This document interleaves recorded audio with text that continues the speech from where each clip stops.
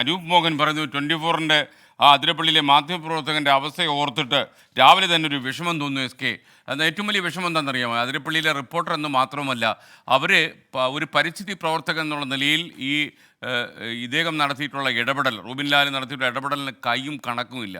മാത്രമല്ല, ഈ അഴിമതി വീരന്മാരെ എക്സ്പോസ് ചെയ്യാൻ റൂബിൻ ലാൽ ഒരുപാട് വിവരാവകാശ രേഖകൾ കൊടുത്തിട്ടുള്ള ആളാണ്. മാത്രമല്ല, അദ്ദേഹം കുറേ അധികം കാലമായി അവിടുത്തെ ഈ കാടറുത്ത് വീഴ്ത്താൻ കച്ചകെട്ടി ഇറങ്ങിയിരിക്കുന്ന സർക്കാർ ജീവനക്കാർക്ക് വല്ലാത്ത തലവേദനയായിട്ടുണ്ട് ഈ മനുഷ്യൻ. കാരണം അദ്ദേഹത്തിൻ്റെ അച്ഛനും അങ്ങനെ തന്നെയായിരുന്നു. ആദിവാസി ഊരുകളിലൊക്കെ കറങ്ങി നടന്ന് ജീവിതം അവർക്ക് വേണ്ടി നൽകിയ ആളാണ്. അങ്ങനെ ഒരു പരിസ്ഥിതിയിൽ വിശ്വസിക്കുന്ന ഒരു കുടുംബത്തിലെ അംഗത്തെയാണ് പോലീസ് വേട്ടയാടിയത്. പ്രേക്ഷകർ തീർച്ചയായിട്ടും ഈ റൂബിൻ ലാലിൻ്റെ വിശദാംശങ്ങൾ അറിയണം. ഒരു അതിരപ്പള്ളി റിപ്പോർട്ടർ എന്നൊരു ഒരു ചുരുക്കപ്പേരിൽ അദ്ദേഹത്തിന് ചുരുക്കിക്കൊണ്ടുവരാൻ കഴിയില്ല. പൊതുജനം ഇതുവരെ കണ്ടിട്ടില്ലാത്ത ആദിവാസി ഊരുകളിൽ കടന്നുചെന്ന് അവരുടെ ദുരിതങ്ങൾ അപ്പാടെ പകർത്തി പുറംലോകത്തെ കാണിച്ച ആളാണ് ഈ റൂബിൻ ലാൽ. അല്ലെങ്കിൽ ഈ ഊരുകളിൽ മാത്രം കണ്ണീരും കൈയുമായി കഴിയുന്ന ഈ കാട്ടുമക്കളുടെ കണ്ണുനീർ ഒരിക്കലും നമ്മൾ അറിയാതെ പോകും. വനം വകുപ്പിൻ്റെ അനാസ്ഥയ്ക്കെതിരെ, പോലീസിൻ്റെ ധാർഷ്ട്യത്തിനെതിരെ ഒക്കെ പോരാടിയിട്ടുള്ള റൂബിൻ ലാൽ അവരുടെ ദുഷ്ചെയ്തികളൊക്കെ പുറത്തു കൊണ്ടുവന്നിട്ടുണ്ട്. അതുകൊണ്ട് തന്നെയാണ് ഈ പോലീസും ഈ വനം വകുപ്പും ഒരു വനം മന്ത്രി നേരിട്ട് ഇടപെട്ടിട്ടും ആ ഒരു വനമന്ത്രിയുടെ താഴെ ജോലി ചെയ്യുന്നൊരു സാധാരണ ഉദ്യോഗസ്ഥന് അദ്ദേഹത്തിൻ്റെ മുകളിൽ കടന്ന് കൽപ്പന കൊടുത്തത്. ഞാനതാണ് മുഖ്യമന്ത്രിക്ക് അയച്ച കത്തിൽ പറയുന്നത്. ഒരു സംസ്ഥാന മന്ത്രി ഉത്തരവിട്ടാൽ അത് പാലിക്കാൻ ഒരു സർക്കാർ ജീവനക്കാരന് ബാധ്യതയില്ലേ? ഉണ്ടെന്നാണ് നമ്മളൊക്കെ വിശ്വസിക്കുന്നത്. നമ്മളൊക്കെ IPC വായിക്കുമ്പോൾ അങ്ങനെയാണ് തോന്നുന്നത്. പക്ഷേ ഈ ഉദ്യോഗസ്ഥന്മാർക്ക് അത് പ്രശ്നമല്ല. മന്ത്രി AK ശശീന്ദ്രൻ്റെ ഈ ഉത്തരവിനെയാണ് പുല്ലുവിലയിൽ അവർ കൈകാര്യം ചെയ്തത്. ഞാൻ പറയുന്നത്, ഈ സംസ്ഥാനത്തെ രാഷ്ട്രീയ പ്രവർത്തകരും മന്ത്രിമാരും ഒക്കെ തന്നെ റൂബിൻ ലാൽ നടത്തുന്ന ഒറ്റയാൾ പോരാട്ടം എന്താണെന്ന് നിങ്ങൾ മനസ്സിലാക്കണം. ഒറ്റ കാര്യത്തിന്, പരിസ്ഥിതി സംരക്ഷിക്കാൻ വേണ്ടി മാത്രം, അല്ലാതെ അദ്ദേഹത്തിൻ്റെ കുടുംബം നന്നാക്കാൻ വേണ്ടിയല്ല.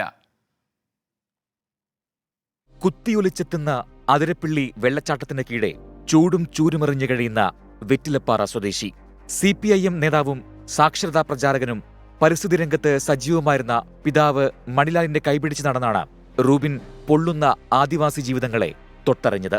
പിന്നീട് പാരിസ്ഥിതിക വിഷയങ്ങളിലടക്കം സജീവമായി ഇടപെട്ട റൂബിൻ അതിരപ്പള്ളി പുഴ സംരക്ഷണ സമിതിയുടെ പ്രവർത്തകനായി. അതിരപ്പള്ളി അണക്കെട്ടിനെതിരായ സമരമുഖങ്ങളിൽ സജീവ സാന്നിധ്യം.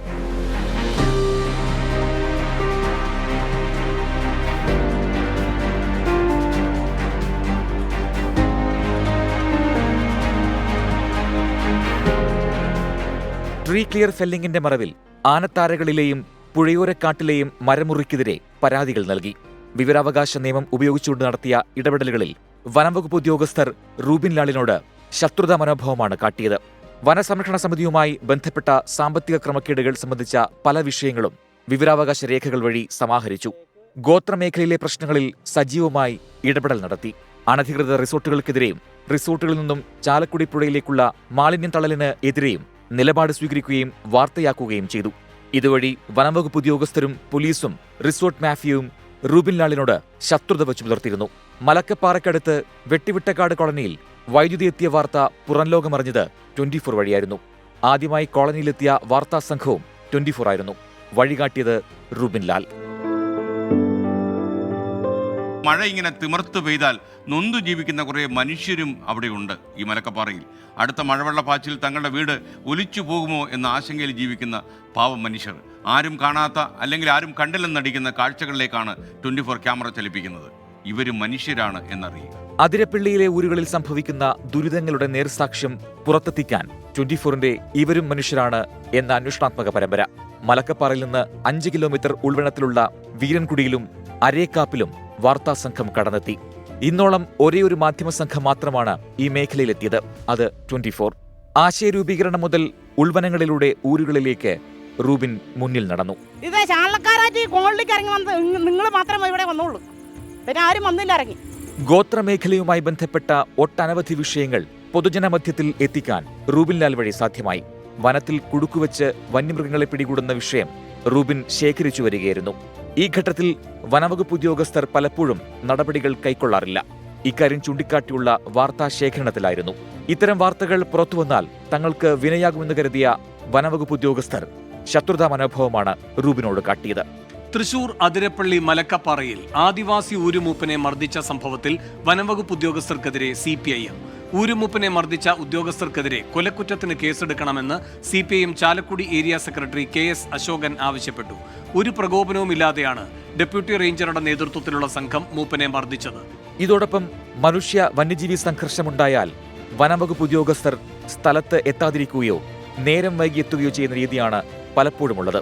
ഇക്കാര്യം ചൂണ്ടിക്കാട്ടി ജനങ്ങൾ നിരവധി തവണ രംഗത്തു വന്ന സാഹചര്യവുമുണ്ട്. ഇതെല്ലാം വാർത്തയാക്കിയതും റൂബിനെതിരായ നിലപാടെടുക്കാൻ വനംവകുപ്പിനെ പ്രേരിപ്പിച്ചു എന്നാണ് വിവരം.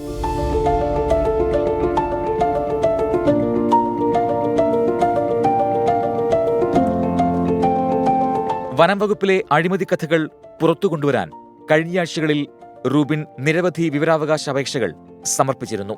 ഇതിനിടയിലാണ് റോഡരികിൽ വാഹനമിടിച്ചു കിടന്ന കാട്ടുപന്നിയുടെ ദൃശ്യങ്ങൾ പകർത്താനെത്തിയ റൂബിനെ കയ്യേറ്റം ചെയ്തത്. തുടർന്ന് വനംവകുപ്പിന്റെ നടപടി വിവാദമായതോടെയാണ് കള്ളക്കേസിൽ പോലീസിനെ ഉപയോഗിച്ച് വീട് വളഞ്ഞ് റൂബിനെ അറസ്റ്റ് ചെയ്ത് ജയിലടച്ചത്. 24 തൃശൂർ. എന്തായാലും റൂബിൻ ലാലെ നമ്മൾ തിരിച്ചറിയണം. ഒരുപാട് വിവരാവകാശ രേഖകൾ കൊടുത്ത് ചില യാഥാർത്ഥ്യങ്ങളും സത്യങ്ങളും പുറത്തു കൊണ്ടുവന്നിട്ടുണ്ട്. ഇതെല്ലാം പല ജീവനക്കാർക്കും, പ്രത്യേകിച്ച് അഴിമതിക്കാരായ പല ജീവനക്കാർക്കും കണ്ണുകടിയും അലോസരവും ഉണ്ടാക്കുന്നതായിരുന്നു. എന്തായാലും അയാളുടെ ഒറ്റയാൾ പോരാട്ടത്തിലുള്ള ആവേശവും ആത്മാർത്ഥതയും നമ്മൾ കണ്ടില്ലെന്ന് നടിക്കാൻ കഴിയില്ല. അതുകൊണ്ട് തന്നെ ഈ റൂബിൻ ലാലിൻ്റെ അദ്ദേഹം ഉയർത്തിയ ചില പ്രശ്നങ്ങളിൽ നമ്മൾ അന്വേഷണം തുടരുകയാണ്.